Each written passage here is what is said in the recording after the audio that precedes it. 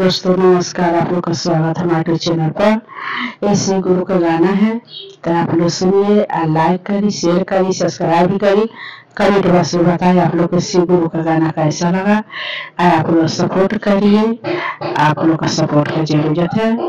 हाथ जोड़ करके मैं कहती हूँ कि आप लोग सपोर्ट करिए, आप लोग का सपोर्ट का बहुत जरूरत है।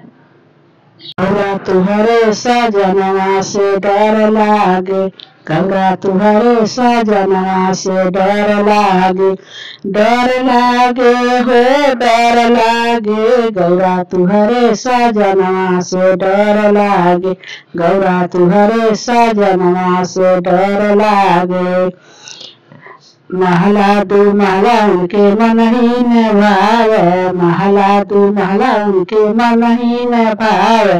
मारैया पर उनकर मन भावे, गौरा तुहरे सजनवा से डर लागे, गौरा तुहरे सजनवा से डर लागे।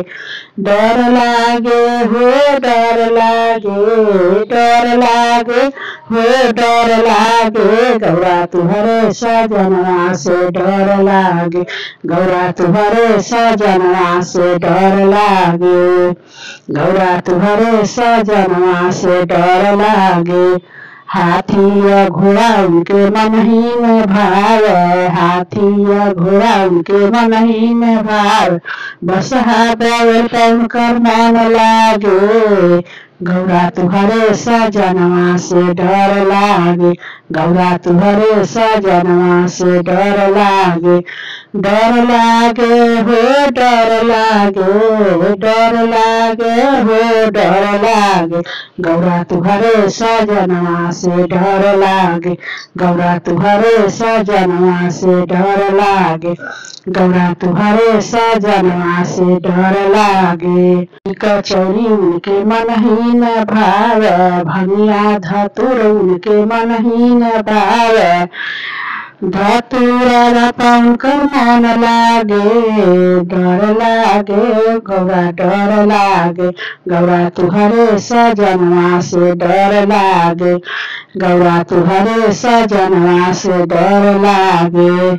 डर लागे हो डर लागे, गौरा तुहरे सजनवा से डर लागे, गौरा तुहरे सजनवा से डर लागे, गौरा तुहरे सजनवा से डर लागे।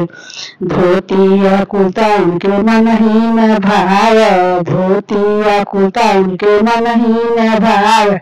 मिर्जा के छलवा उनकर मन लागे, गौरा तुहरे सजनवा से डर लागे, गौरा तुहरे सजनवा से डर लागे।